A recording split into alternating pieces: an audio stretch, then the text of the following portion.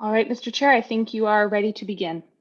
Okay, I'm just checking who is here and who isn't. So we're missing Moya and Zoe and Matthew, is that right? And Jeremy, Mr. Chair. And Jeremy, I have my finger on him, that's right. 1, 2, 3, 4, okay, thank you. Call the meeting to order then. Welcome. Jeremy has just come. You have an agenda, somewhat different from last month. I look for a motion to approve the agenda if there are no changes to it. So looking for a mover, Councillor Doherty, a seconder, Mr. Taylor. Oh, Councillor Doherty, yes. You wish to speak. You've just muted, that's better. Thank you, and through you, Mr. Chair. I would like to, under other business, discuss or have an opportunity to discuss a letter that was forwarded by a fellow committee member, Don Taylor, to Ms. Gummel regarding the delegated authority of staff. And I wonder, I do believe it's important that we have an opportunity to discuss that. Yeah, I am just, oh, I see what's happened here, okay. That probably will come under other business or oh no, yes, under other business. So, yes, thank you for adding that. And I believe you're also going to talk about council and the decisions that were made on our motions last month. We could discuss that. I didn't plan on that. I had in my mind that I was going to speak to the delegated authority. Okay, that's fine then. Other amendments to the printed agenda? Mr. Chair, Mr. Taylor does have his hand raised. I don't have a list of hand raises on my screen. Now, why doesn't that happen? Mr. Chair, in the top right corner of the black section, does it say view or gallery? The top right, it says speaker view. Okay. Have you clicked on the participants button in the lower left portion of the screen? Then the participants down there. Yes, and I've got that now in the middle of the screen. So if I can move that a little bit. Okay, good. Okay, thanks. All right. Mr. Taylor. Yes, perhaps under other business, I could just discuss what has happened about the mats so that people are aware of where that stands. That is what I was hoping one of the councillors will be able to update us on, because I think it's... Or staff could do so. Or staff. I think it's important that the committee knows what has happened to its motions. Okay, thank you. Other amendments to the agenda? Mr. Chair, Councillor Osterhoff does have his hand raised. The Councillor Osterhoff. Yeah, good morning, everybody. Thank you, Mr. Chair. Yeah, I know Councillor Doherty raised the letter. I'm not sure that that's good. And then I appreciate Don bringing up clarification on last night's council. And I guess I would like to add the context of the letter writing following a decision, and how we as a committee see that and its appropriateness, and is that something that I guess we're all free to do if we don't like a decision of the committee. And I think it's just good to have an open discussion on it so that we can understand it. I did receive letters from the community concerned about that. And so it's not common. And I think that it's important that we have just open dialogue so that you know, if any of us are not happy with a decision, then we have the option of influencing council in their decision. If that's appropriate. I don't even know what's if it is. Well, I'll leave it on the agenda, and when we get to it, if it is not appropriate, the clerk will let us know. All right, well, we'll talk about that. Thank you. Okay, thank you. Other amendments to the printed agenda? Mr. Chair, I do have another amendment that I would like to raise. It was with respect to correspondence that I received after the addendum was released this morning from Mr. Dornekamp and Mr. Skolnick regarding the letter that was received by Heritage Kingston for the P4W collective. I wish to add that as well to the agenda received by Heritage Kingston. So that's under 12A, okay? Mr. Chair, it's James. Just if I Yes, could James. comment, in the committee bylaw, under the section related to communications, which is 11.34, the final statement is members may not debate any communication except in the context of a motion on the agenda. Members may refer a communication to staff or a committee. Well, you beat me to saying that, thank you, because as my memory is the correspondence is received and read, but not discussed at the meeting. Yes, and your memory is quite accurate, Mr. Chair. Okay, and so that goes for both of those letters, the one that is in the package and the one that was distributed this morning in response to the one that was in the package. And discussion will come when we next talk about the P4W site, I believe. That's correct, Mr. Chair. So basically, in simple terms, unless the correspondence relates to 676 Frontenac Street, for example, then if there's nothing on the agenda with that file, then it's kind of mute as far as discussion goes. Good. Thank you very much for reminding me of that. Other additions or changes to the agenda? And seeing nothing then, it was moved and seconded with amendments. Those approving the agenda? Mr. Chair, I'm sorry, the mover and the seconder were not called out before we started the discussion. If we could just have it moved and seconded and those names The called mover out. was Councillor Doherty, I believe, and the seconder was Mr. Taylor. Yeah. Thank you, Mr. Chair. Okay, thank you. Voting then in favour of the amended agenda. Those in favour? Those opposed? You have an agenda. The minutes of October the 21st.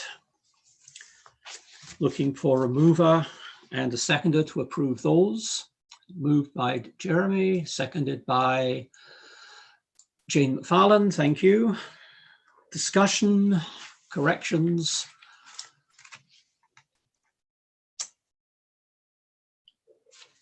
And seeing nothing, I will ask for a vote. Those in favour of approving those minutes, those opposed, and those minutes are now carried. Thank you very much.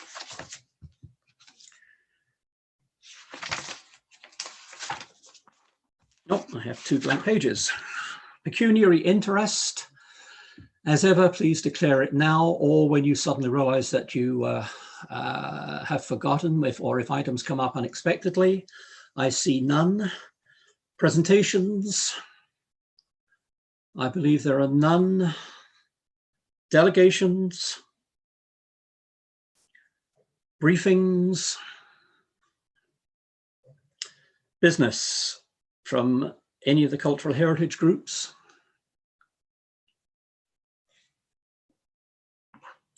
So we're down to statutory business.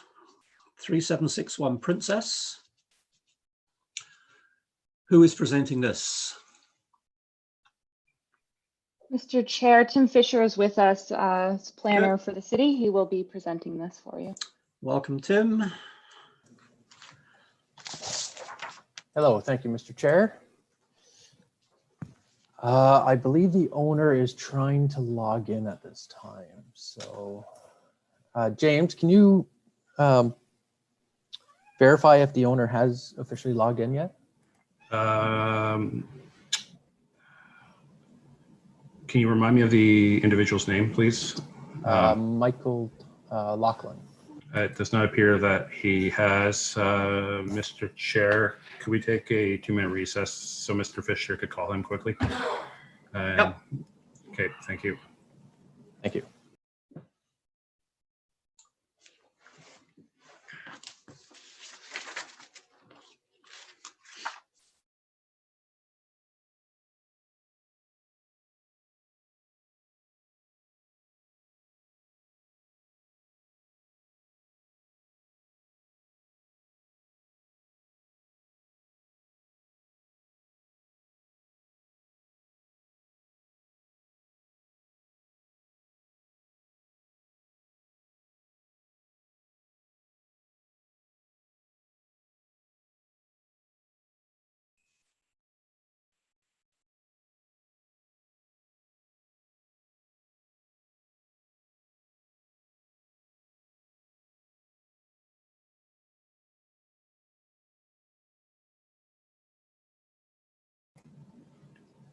Tim, I just sent you a new link by email. Can you please make it clear to the applicant that they have to use that specific link and not the link that you provided earlier?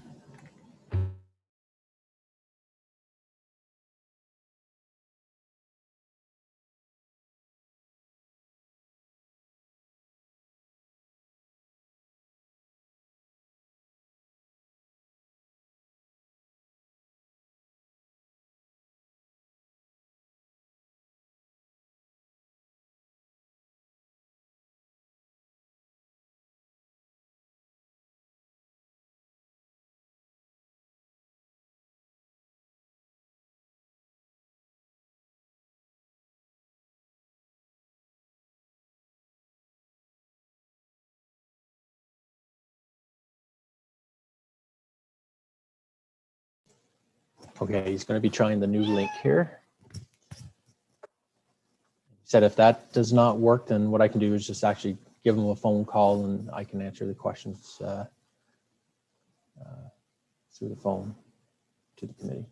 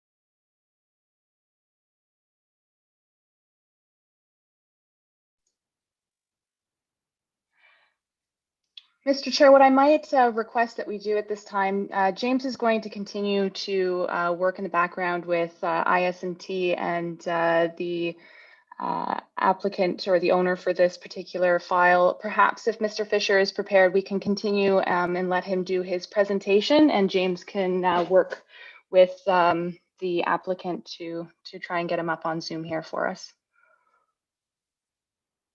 Oh, I'm sorry, Mr. Chair, you are muted.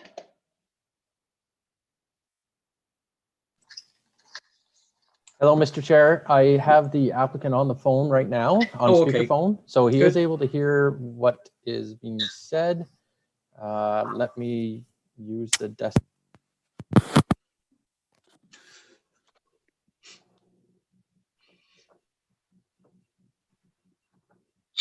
Okay, can you still hear me there, Mr. Chair? Yes, I can.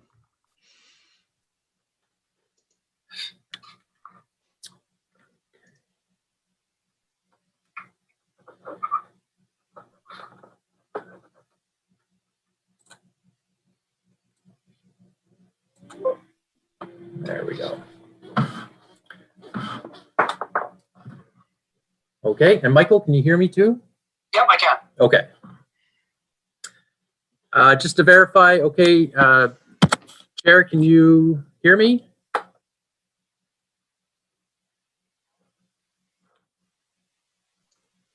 We can hear you, Tim. You can proceed. Okay.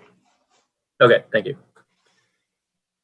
Okay, so we have an application address is 3761 Princess Street, designated under Part 4 of the Ontario Heritage Act. This is an application for alteration to the property.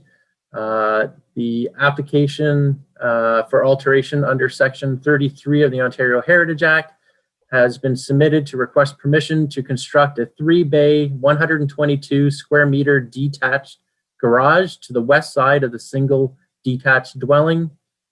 This application was deemed complete on September 28th, 2020. Please, next slide. The property is located on the south side of Princess Street, west of Westbrook Road. It's developed with a single-family stone dwelling, and it also has a detached garage located in the backyard. Next slide. Here, there's an aerial photograph showing the location of the existing parking. The location of the proposed garage is going to be located adjacent to that parking area, just west of the single-family dwelling. Next slide. Here we have a picture from Google showing the house from the road and the parking area. Next slide. So as I mentioned, the property is designated under Part 4 of the Ontario Heritage Act. This farmhouse is actually part of a larger farmer settlement type of thing, which was also owned by the Benjamin family. The Benjamin farmhouse is distinctive stone architecture, makes it a landmark along Princess Street. Next slide. As we can see here in the concept plan, the proposed garage, which is going to be on the west side, again, just adjacent to the parking gravel area that currently exists. Next slide. So this is a concept plan that the owner or applicant has submitted in consultation with the agent. We provided them with comments that the committee did have about the color and design, and they have provided an email, which I believe has been sent to you, with some proposed changes as the committee feels fit. Next slide. So our recommendation are five conditions. A building permit shall be obtained. Site plan control application is required due to the size of the property or of the garage that's being built. Heritage planning staff shall be circulated the drawings and design specifications tied to the building permit application for review of the approval to ensure consistency with the scope of the heritage permit sought by this application. Details related to colors of the new detached garage shall be submitted to the heritage planning staff prior to installation for review and approval to ensure it complements the heritage character and attributes of the property. And any minor deviations from the subject plans which meet the intent of this approval and do not further impact the heritage attributes of the property shall be designated to the Director of Planning Services for review and approval. I leave this in your hands, and like I said, the applicant is here to answer any questions that you may have. Okay, thank you very much. Committee, questions, comments?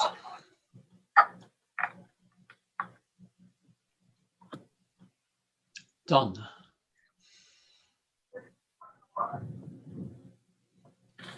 So I gather the current plan is to have steel roofing rather than asphalt shingles, according to the email.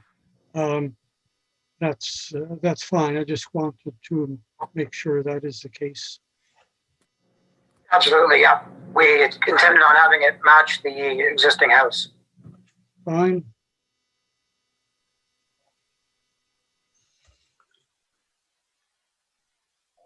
Further questions? Seeing none. Not too late. Seeing none then. Members of the public? Sorry, Mr. Chair, it looked like Ms. McFarland did have her hand Jane up. does have a question. Okay, Jane. Thank you. I just couldn't find the raise hand button there for a minute. Yeah, I just kind of want to clarify what we're approving, because the plans that are on Dash appear to be fairly different from what is actually going to happen. So if we could just go through things. The gable dormer window, you are going to omit that or move it back from the edge, and will it be a functioning dormer, or is it just decorative? Is that for me, Tim? Yes, it is. Okay, so yeah, it's going to be more decorative. We wanted it to be some symmetry with the house, and the house has a dormer, working dormer, and we just thought that the garage, if it had a dormer in the middle, it would match the house a little better, and that was the reason for it. Sure. So my next question is then, are you going to have the same profile or pitch as the dormer on the house, or is it going to be complementary to it? Just want to ensure that it will be. Yeah. So we'd like it to look complementary to the house, right? So same pitch.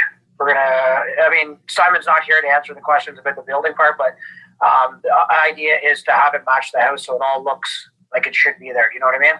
Mm-hmm. Okay, thanks. And just thinking about the person doors and the garage door, I'm thinking that you might be happier. It sounded like, just from the email we just got, that fiberglass would look in a darker stain color. What are you thinking of for that darker stain color?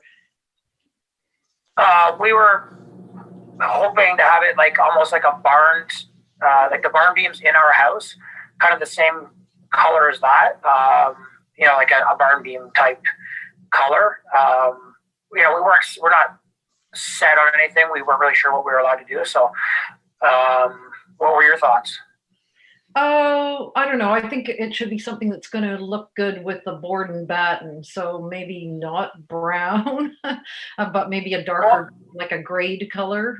Okay, so we do have some pictures of other white, off-white board and batten houses with that color, and that's where we kind of got it from. We have 3 or 4 different houses around Kingston that do have them, Kingston in the area.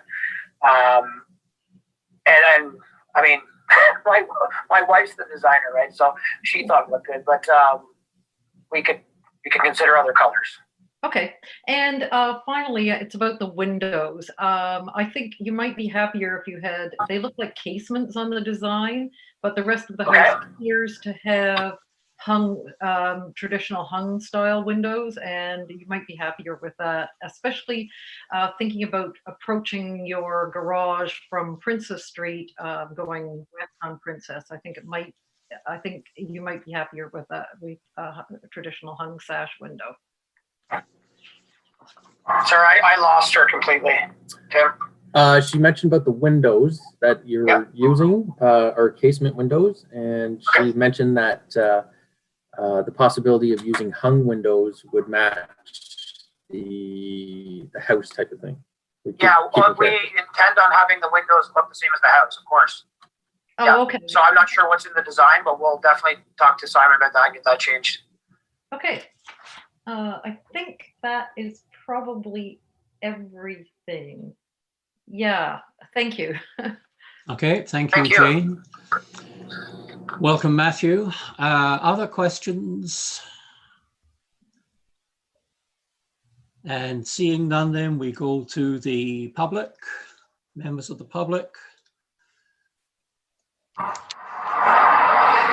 Mr. Chair, I'm just going to take the opportunity to remind members of the public, if they wish to speak at this time, please use the raised hand function in Zoom, which you can find at the bottom portion of the participants panel. And I'm not seeing any hands at this moment. I'm not seeing any there at all. Okay, so we will move on to looking for a mover and a seconder for the motion as printed on in the agenda. Moved by Kelly, seconded by Don Taylor. Further discussion? Done.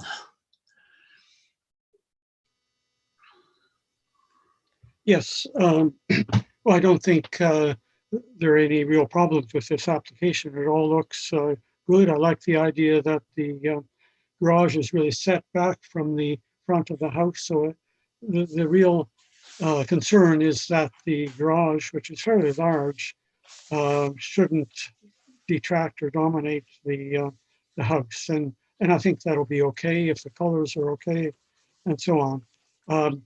But I have one sort of rather general concern is that clearly there's been some number of suggestions from using Dash, and there's been some dialogue with the applicant, but the actual recommendation before us has none of that updating in it. It's still, it just says the application as submitted basically is going to be recommended. And I think it's important that the appropriate conditions and so on be in that recommendation. And so I have actually prepared a number of, well, an amendment to the conditions. And I believe Elizabeth has a copy. And so I'll move that the conditions be amended as shown on this view here. So here we are, deleting conditions 3 and 4 and adding those conditions 3 to 8. And okay, so you want a seconder before I speak to them? Yes, let's do a seconder first if we could. And I don't have the screen, so if somebody could say that they're willing to second it. Mr. Chair, I see that Ms. McFarlane is raising her Good, hand. thank you very much. So the motion to amend is moved and seconded. And Don, if you'd like to speak to that. Oh, it's I need to a vote. And clerk, if you can tell me how the vote goes, because again, I don't have the screen.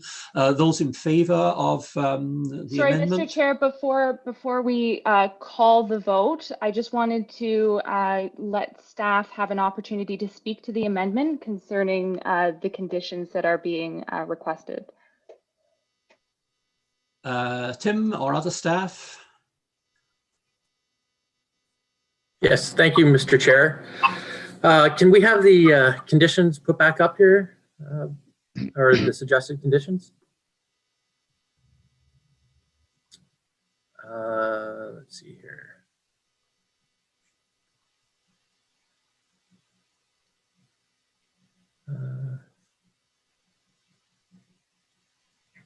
Okay, so in my opinion, that information does not need to be in the conditions. If we leave the conditions the way they are, we still have a chance to review everything at the time of building permit, and we will ensure that what has been discussed and agreed on during this meeting will be addressed at the building permit stage, and we will circulate the new drawings to the committee for further review.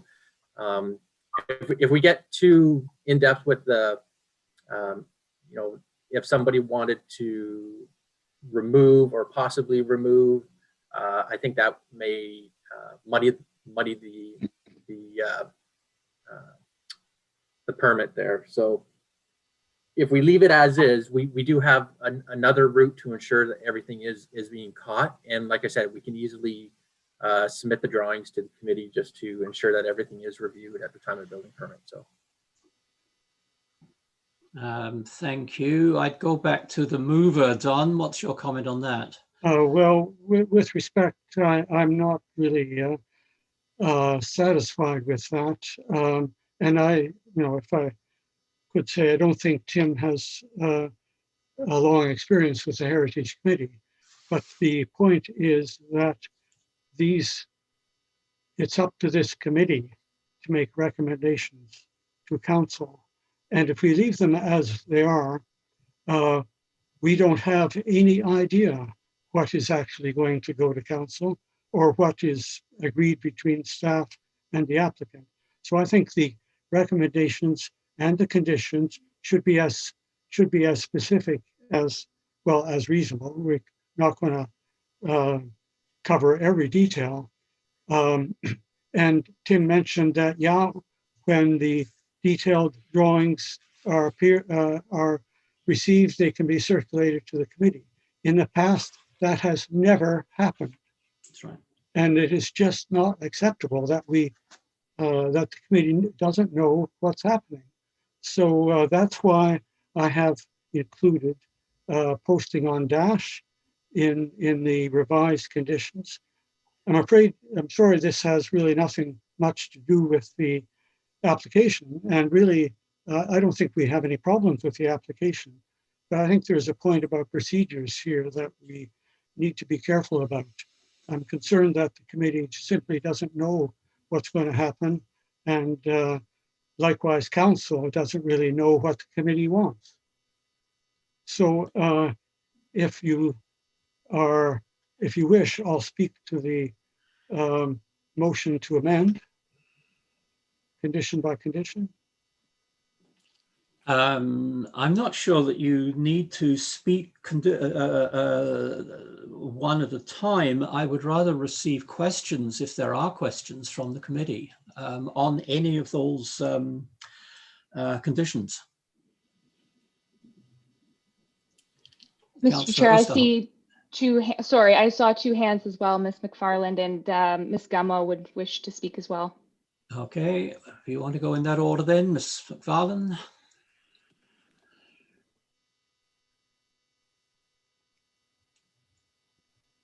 Great, yes. I'm seconding this amendment because I feel that we need to clarify what we're approving. I don't think there's enough information in the conditions to really say exactly what we are approving. And because the information, I'm really pleased that the applicant has been able to speak to us about it. That's very helpful. But in fact, on paper, what we're approving, it doesn't look like what the applicant said. So, I mean, if we vote on this and we say those conditions are okay, we're not specifying exactly what we want to recommend. So that's why I'm supporting this amendment. Thanks. Thank you very much. Andrea Gummo. Thank you, and through you, Mr. Chair. I think it might be useful for staff and also for the committee just to really understand what this amendment means for the application in terms of changes, because I completely understand kind of where the members are coming from in terms of wanting to make sure that enough detail is there to ensure the outcomes. So I guess I'm wondering from like Tim, from your perspective and from the applicant's perspective, do these conditions like align with what the applicant has committed to today, or do they impose additional considerations? I think that's what I'm trying to sort out.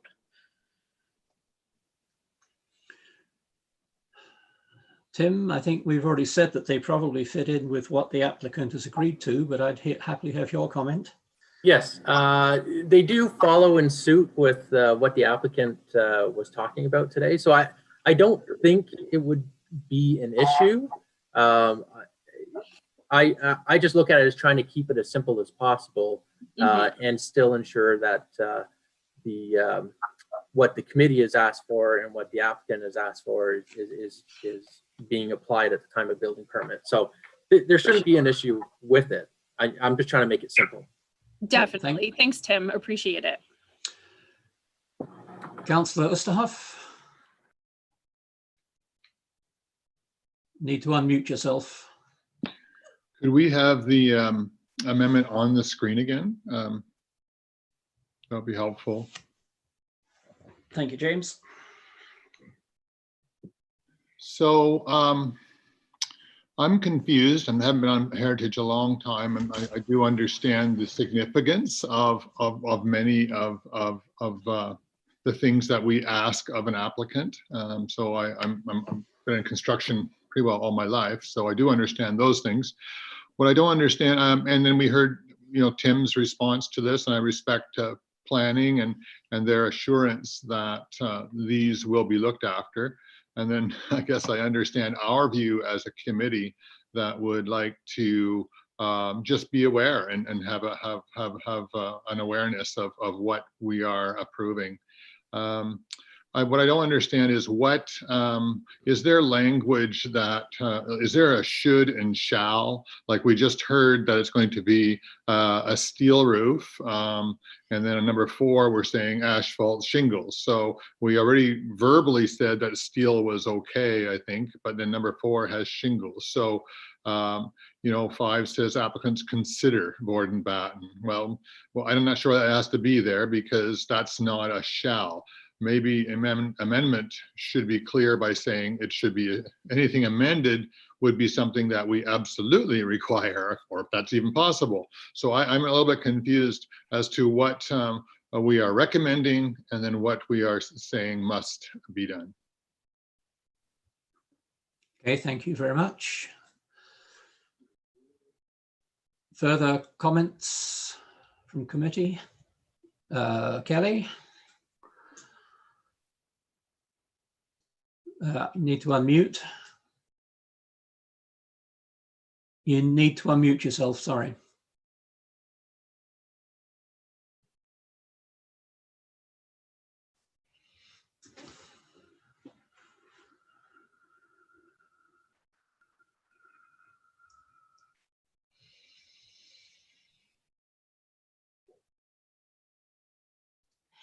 Mr. Chair, it does look like he is unmuted. However, there is still an issue with the microphone. Mr. Heineman, we can't seem to hear you. Okay, we will pass on.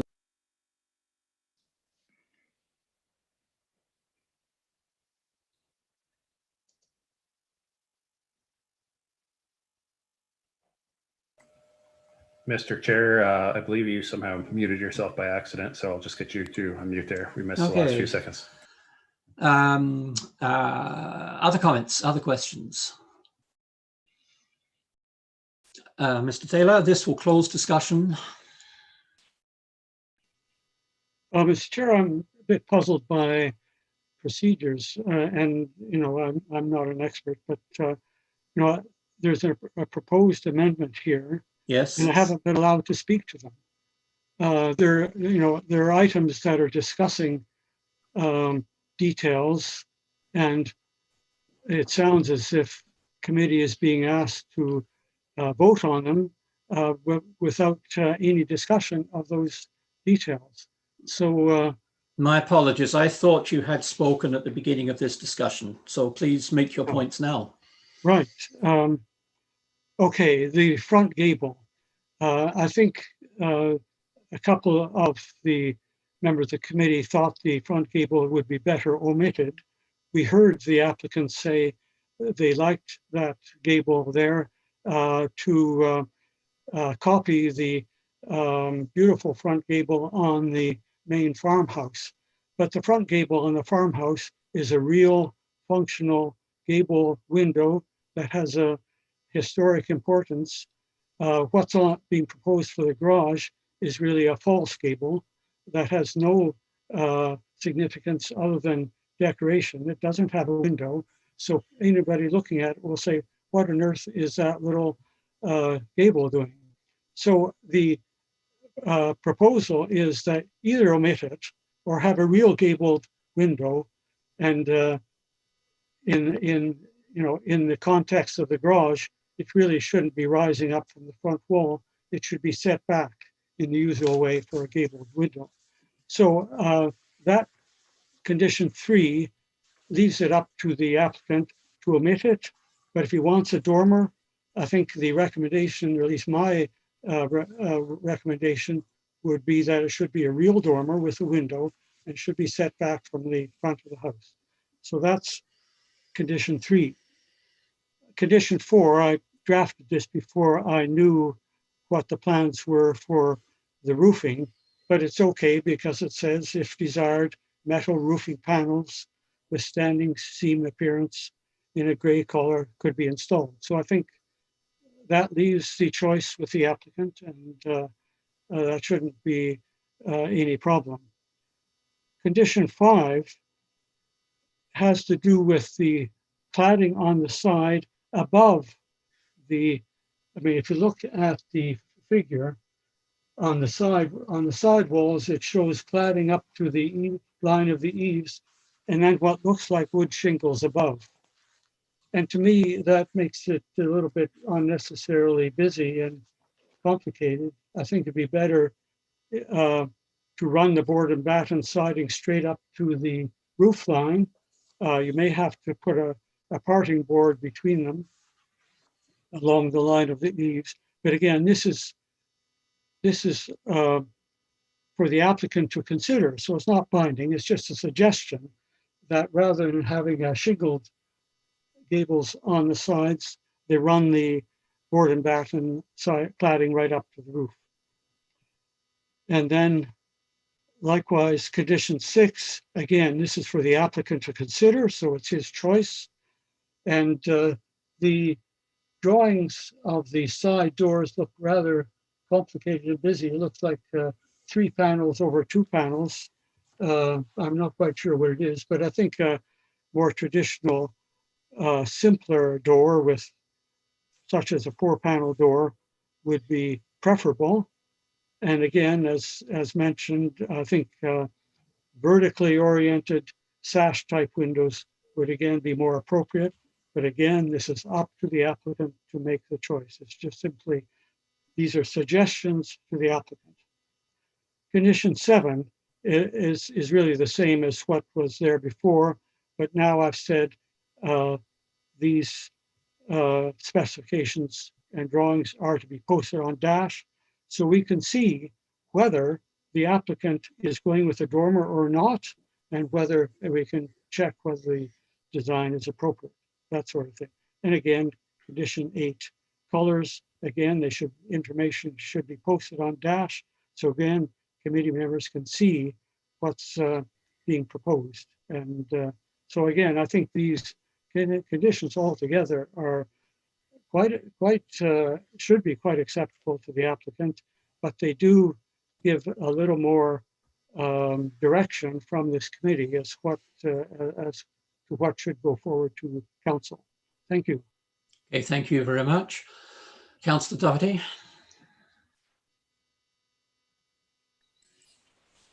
Thank you, and through you, Mr. Chair. I appreciate what Don is trying to accomplish, but I'd like to pick up on something that Councillor Ustra brought up, and I wonder if staff could clarify what the term condition means. To me, the term condition means that it's something that the applicant must do. And like suggestions are like considerations, and that's why we write our reports, and that's why we have these discussions. So what is proper procedure? Like, what's the rule around the conditions, the term condition, and is this accurate? You questioned Councillor Usdorf, I believe. I'll give you a chance to answer. No, I wasn't questioning. I was picking up on something. Oh, okay, okay. So what I'm questioning is the term condition. So when we write the conditions and vote on conditions, what does the term condition mean? And does that offer some guidelines onto what should be included?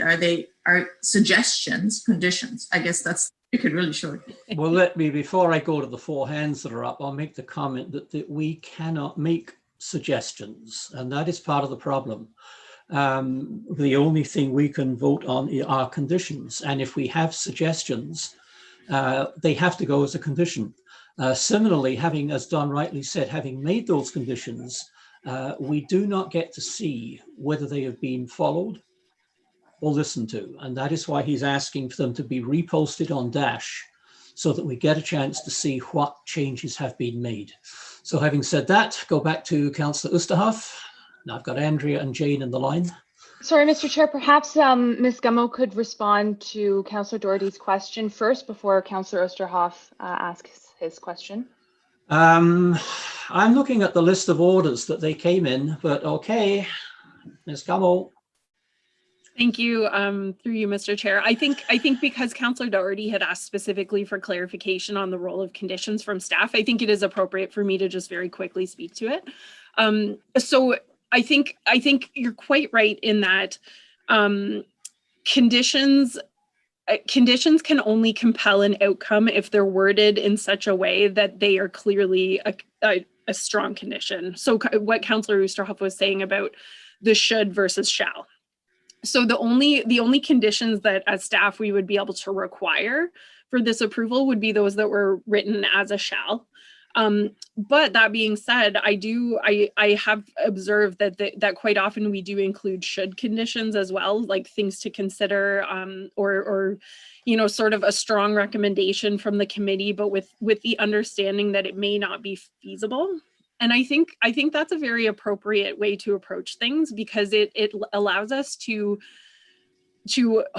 try for the best possible outcome while also providing a little bit of flexibility to applicants in case there are unexpected challenges or different things that come up. So I do think that is a good way to structure conditions, and I think it can be really effective too for staff when we're having that discussion later in terms of does this building permit that we're reviewing meet the approval, which is really what the conditions are helping us to guide.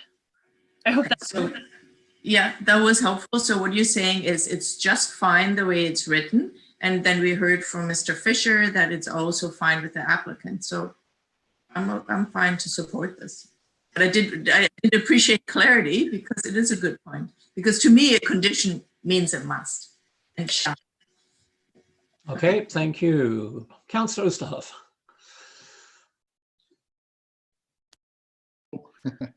All right, I double checked that. So thank you for that, Andrea and Councillor Doherty. I think I understand what we just said, but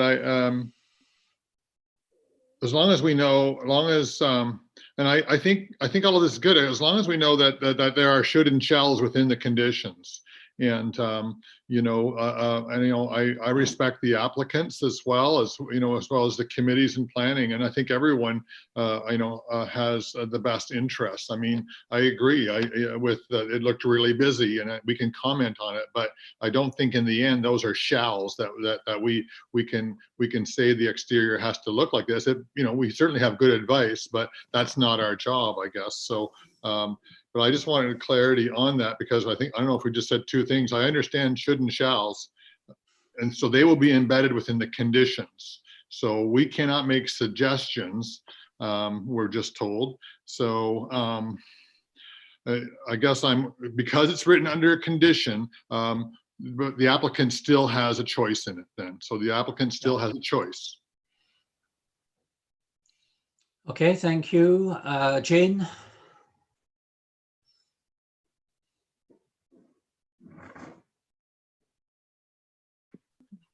Thank you. And I appreciate hearing from the applicant. That really helped to clarify things. However, this description, or the reason that I have seconded the amended conditions, is because this application was very non-specific. And really, when I read it over, I had no idea what I was approving, especially looking at what has been posted on Dash, which was not revised.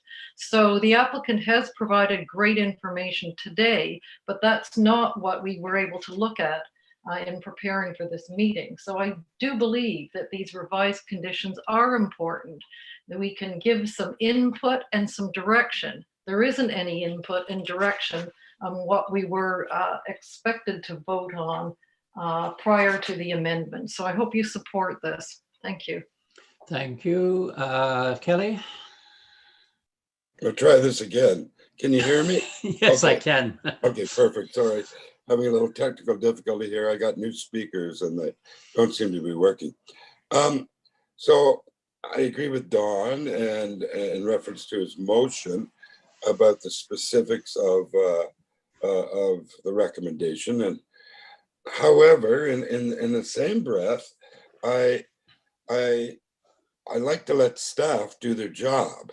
And historically, has there been any reason that staff haven't fulfilled the obligations that the committee had talked about and recommended in the particulars thereof? Because if there's been a past history of not getting the wishes of the Heritage Committee done in the final project, then I could see the point of maybe being more specific with the conditions. However, if by chance there's no history of that, I don't know why we're being so specific to tell the staff what to do with their job. I'm a little confused why we need it, because that's why we have staff for. Thank you. Just briefly answering that, and without specifics, yes, there have been instances in the past where the committee has passed motions, and when we have seen finished work, it has not been what was approved at this committee. Matthew.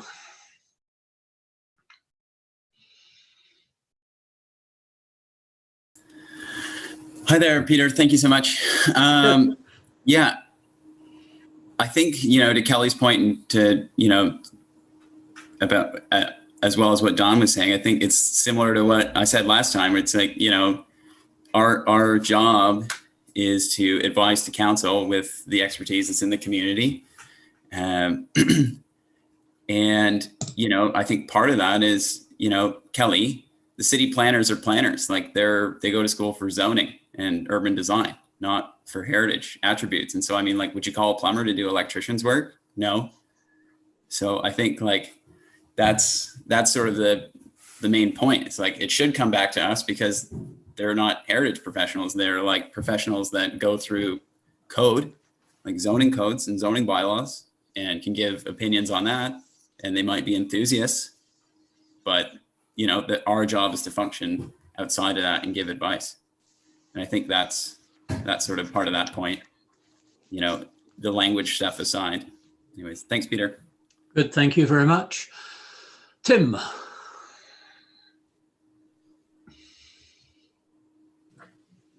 Thank you, Mr. Chair. I guess just having a new appreciation of the Heritage Committee. One of my suggestions in dealing with situations like this, and also in dealing with other similar committees in the past, we could look at, instead of adding these suggestions under the conditions, what we can do is maybe add another section under it that says that the approval of the alterations the applicant should consider, and then give your reasons or your suggestions under that heading. So the conditions are what we are going to enforce, but the suggestions are stuff that we will be looking at. The other thing that I want to kind of make clear here, and again, this is another suggestion, is that with other committees, we try not to leave things as vague as possible. So when we're discussing through with the applicant or during the public meeting, and we come up with certain solutions and such, or we discuss certain things or certain attributes that the applicant has agreed on, we put that in as the reason for approving it. So we try not to make it vague. We say, okay, you want a steel roof, we agreed to a steel roof. You want board and batting, we agreed to board and batting. We agreed to this color. So these are the reasons why that you are approving it. And I think that's maybe what's being lost here.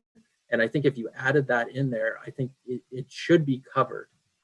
So council would be able to be aware of the reasons why you're approving it.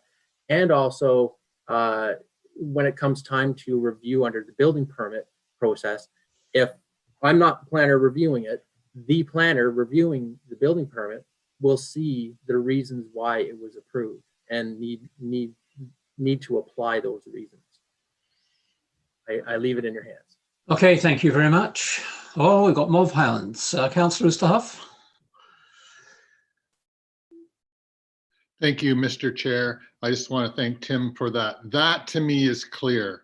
I can't support this amendment because I don't think it's clear. I think Mr. Tim Fisher's suggestions of having a list of the suggestions and a list of conditions, that makes sense to me. and then we can follow that. I would support that, but I don't think that this amendment gives us clarity. Okay, thank you very much. That's a change in our procedures, and I would suggest that I will talk with the Heritage staff and Andrea before the next meeting and see how that would work and how it would fit with them. I see no other hands, so I come back to you, Don, as to close discussion on the amendment. Yes, well, I appreciate the discussion, and I realize that it's possible to be confused. What I've done in these recommendations or conditions are quite similar to what we've done in the past. And I think if you read it carefully, there should be no confusion about what is required and what is suggestion. And for instance, condition 2 says, the condition is that the proposed front gable be omitted. All right, that's clear. And then it goes on to say, if desired, a gabled window. I mean, that's the suggestion. If they want a dormer, then that's the route they should follow. And likewise, conditions 5 and 6 clearly say applicants consider board and batten cladding on the side gables. That's clearly a suggestion. There's no, but I think it's important that the committee gives advice, and this kind of committee really is different from most of the others. There aren't any codes or regulations on what is right and what is wrong. Are purple shutters right or are they wrong? We can say something like, we can suggest a color for the shutters, but we don't like to force the applicant to, if you really love purple shutters, then okay, I guess we're not going to force them to change. But if we suggest a color, then that's good advice from people who have some heritage experience and expertise. And so that's the way we've proceeded in the past. And I think it works, but certainly we should be open to looking at a different way of perhaps separating definite conditions from suggestions. Thank you. Okay, thank you. So voting on the amendment, James, can you put it on the screen easily? Just to remind people. Thank you very much. So there is the amendment. And now I need to go and see back to the other screen. Sorry, because I need to see people voting. I've just realized. That's it. Sorry about all that. Those in favor of the amendment.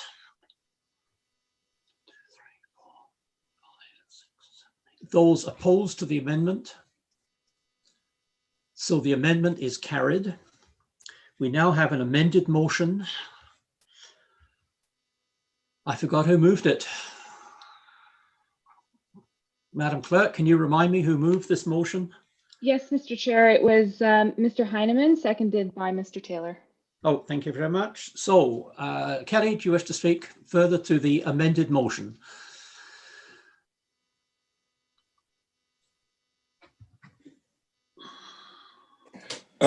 No, not at all. I was a little confused. I did like Tim's statement at the end there, but I go with the vote. Thanks so much. Thank you very much. Done? No. Others? No. Further discussion on the amended motion? And seeing none, I'd ask you to vote for the amended motion. Those in favor? And those opposed? And that is carried. Thank you very much. And certainly, Tim, thank you for your contributions there. And I promise they will be taken into consideration. Working group reports. I presume we have none, since I don't believe the working groups have been meeting. Updates regarding emergency approvals. Ryan, is that you? Thank you, Mr. Chair. Just a leaking roof out in Berryfield, a Mr. Cardwell, you may know. Yeah, I know, I noticed the address. Good, thank you very much. I don't believe we had motions. Do we have notices of motions?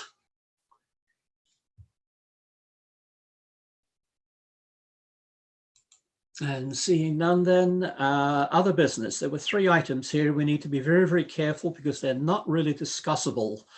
Councillor Doherty on designated authority. Thank you. And through you, can I just get clarity on what you just said? You said that they're not discussable.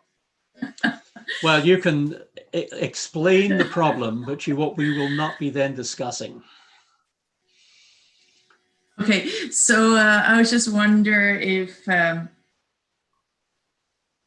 interesting. So we had a really great discussion earlier that I was actually going to get into. Like, I think some of this is all related, and it's related to trust. And I think it's important when we receive emails or concerns that we have an opportunity to discuss that. So because I'm still a new counselor and I'm still learning, I wonder if I can get a bit of clarity of when, when some uncomfortable conversations need to actually take place for us to get some clarity and to move on. So we're in the process. Is there a spot where we can do that? It's a very good question, quite honestly. I don't know whether Ryan or Andrea, just looking else to see who is here, or the clerk wants to comment on that. But I'm totally with you on this, that the committee procedures really prevent any sort of discussion that is not on a motion that is in the agenda. So Andrea, do you want to comment there? Absolutely. Thank you, Mr. Chair. And through you. So this is a need that I think we as staff have also recognized, certainly. So what we're doing, at least in the meantime, outside of potentially looking at changes to the actual agenda structure, for the December HK meeting, we're bringing an information report specifically on delegated authority, the procedures, the bylaw itself, some of the statistics in terms of how many approvals have happened since it was last reported out. Because we are required to report that data to council. So there's also a kind of very similar report going to council to report on the number of delegated authority approvals. So we will in December have an opportunity, I think, to have a broader discussion around this. And I guess if there are other specific items that the committee would really like to be able to dig into, I think I can include those in the report as well and give us an opportunity to speak to them. Those reports are due to me this Thursday, so I do need a little bit of time to make the adjustments, but please do feel free to send me any of that input. The biggest thing at this point, Ryan's been working on the report, and the biggest piece of the content right now is specifically about delegated authority procedures and the bylaw. Okay, thank you.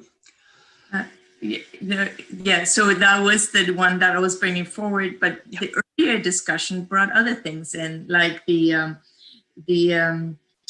Kelly asked if past motions, if the end result of the building didn't turn out like the committee recommended, right? So these are the discussions that I think important to have, and I would like to add too that it's really important to have when I'm also on nomination. So in January, we'll have new members on the committee, and it's really important to have training and guidelines and have these.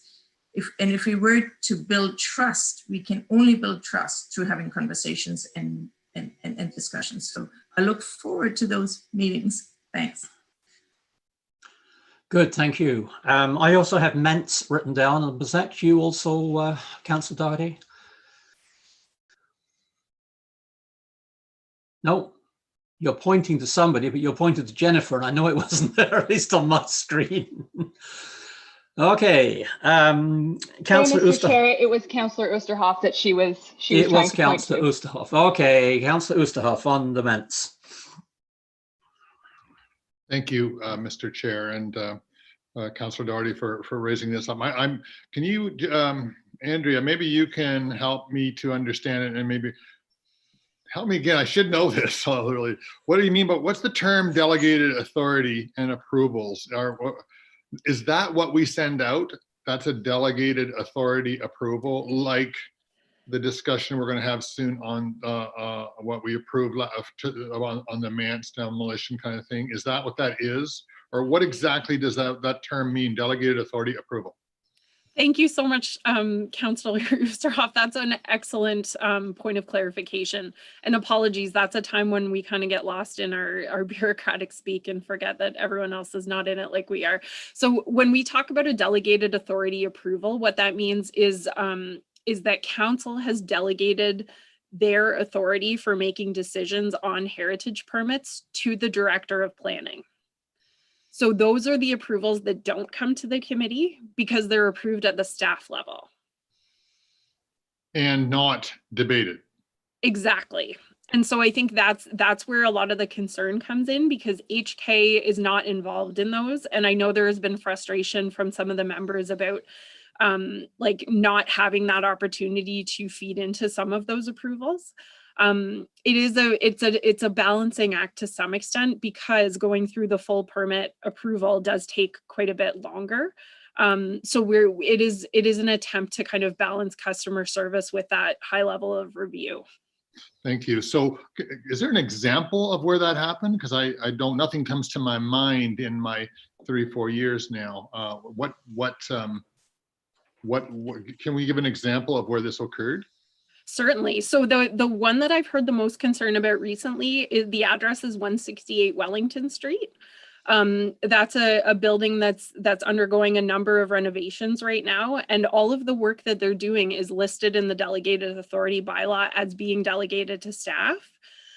But because it's a number of the items, I know I've heard from members of this committee and also from one member of the public that they don't feel that that is an appropriate use of delegated authority, because in their minds it's not minor.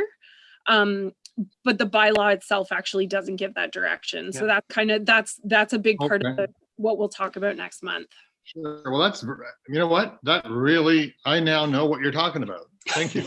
I would just add, Andrew, if I could, that the original intent of the delegated authority was small items. Bricks came out of a wall, or a window was broken, this sort of thing, which really didn't need to take up time. And so I believe, Andrea, there is still quite a long list of the size of repairs and so on. The one you mentioned was never thought of, that one building would come up with X number, large number. So it was an attempt to keep minor work away from this committee. And I'm glad that we're relooking at it, because it's about 10 years old and it's worked pretty well, but yeah, there are rough edges.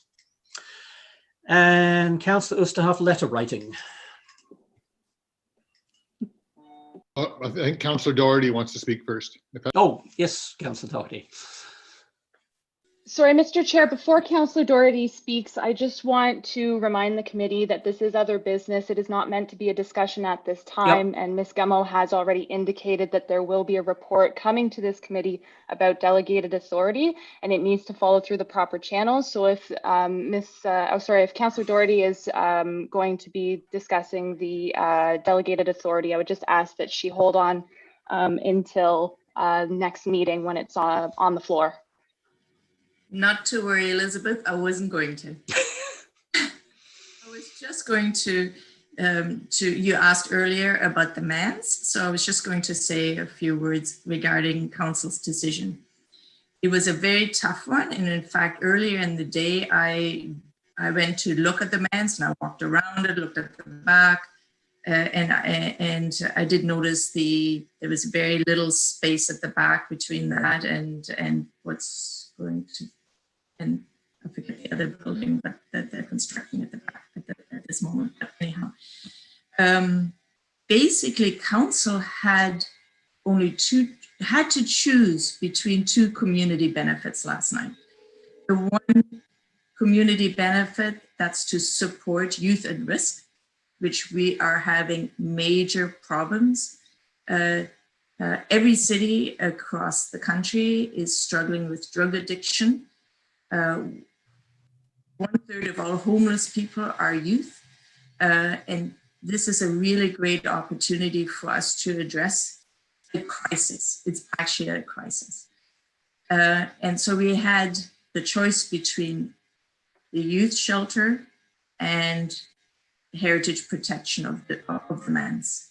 And when I went and looked at it, I thought it would be beautiful to keep the manse. There are other heritage buildings further down that were kept, and there were that were built actually. The one on the same side of the street at the corner of Victoria, the developer incorporated the heritage building into the new construction.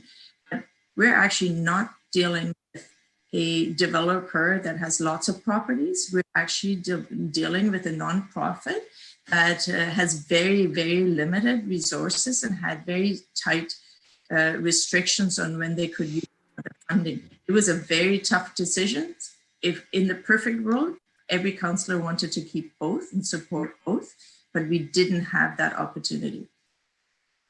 And also, I just want to say that actually the Heritage Committee also voted in favor of them, and which is what the letters that Councillor Oosterhoff was referring to. Thanks. Okay, thank you very much. So moving on to you then, Councillor Oosterhoff, on the letters.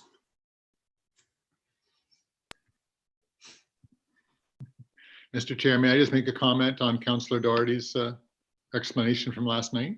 As long as the clerk lets you. Sorry, Mr. Chair, I do have to just say that this is not meant to be a discussion, and that Councillor Doherty's comments need to stand on her own. During the portion for the agenda, you had Councillor Oosterhoff had indicated that he would like to speak regarding letters, and I think we need to keep the discussion to the initial. Thank you. I appreciate that was a no. That's okay. She did a great job. Thank you, Councillor Doherty. Snuck that in. Thank you for this opportunity. And I'm not. I think we mentioned, the challenge sometimes we have of having crucial conversations, and so I just want to. I don't know what is right, and we can talk to our clerks as well. I found that the letters that were sent in. And then the paper also picked up on that. It created, well, I don't know if it was a negative energy, but we certainly, it caught me off guard because I thought we made a democratic decision, and so I wonder about this kind of thing. So, and we almost in any kind of decision that we make, when we make a recommendation to council, then it is possible that any one of us as a committee may write a letter or may write the paper and our media and declare our dissatisfaction with it. And so I just wonder if that's it's the first time I think I've ever seen this happen. And I'm troubled by it, but if it's just, hey, it's the way it goes, then okay. But what about that? What about the decision, the recommendation that was supported by this committee? And so I would like to hear from others, and so that so we're all free to write letters every time we don't agree with the recommendation. Okay, in light of the comment that this is not a discussion time, Andrea, I wonder if you could take that into your group as well.